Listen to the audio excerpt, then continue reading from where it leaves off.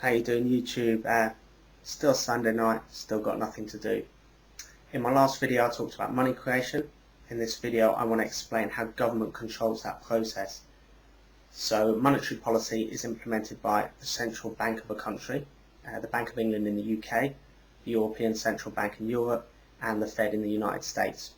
Now they all work slightly differently, but there's not much in it. They're very similar. The main way in which the central bank controls the money supply is through setting interest rates. In the US, I believe the Fed also imposes a capital requirement.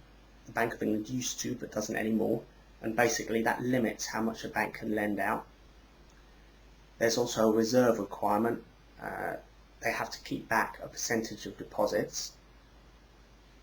And central banks also conduct what they call open market operations. Direct intervention in markets. So if central bank purchases securities on the market, the money supply immediately increases and the supply of that particular security decreases, and vice versa. When they sell the security, the money supply contracts. Anyhow, the main tool by which central banks control the money supply is by setting interest rates.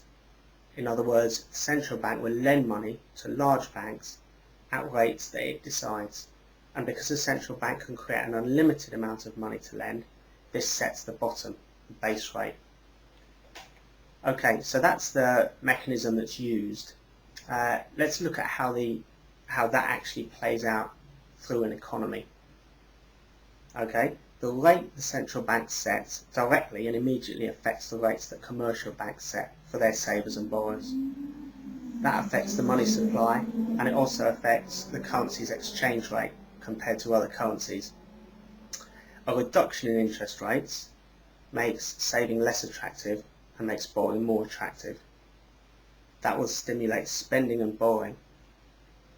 Therefore, the money supply is increasing. Therefore, assets are going up in value, in price.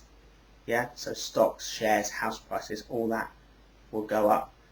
Also, a reduction in interest rates will cause your currency to fall against other currencies internationally, because it's less attractive to save in your country, so investors will pull their money out and move it overseas. If your currency falls in value against other currencies, that means that imports will go up in price. If your currency is worth less, so business needs to spend more on imports. Obviously, increasing interest rates will achieve the opposite of these things. Yeah. The things I've mentioned so far, the effect is quite immediate. A lot of things will take longer. So increases in spending due to low interest rates will, after a while, increase production. As factories, as producers ramp up to meet demand, that will lead to an increase in employment, which will lead to an increase in demand for labour, and eventually wages will increase. Now, how long that takes to filter through, I don't know. I suspect a year or more, and it will depend on a bunch of other factors too. But going on, increased wages then feed back into increased costs, which lead to higher prices eventually. Yeah.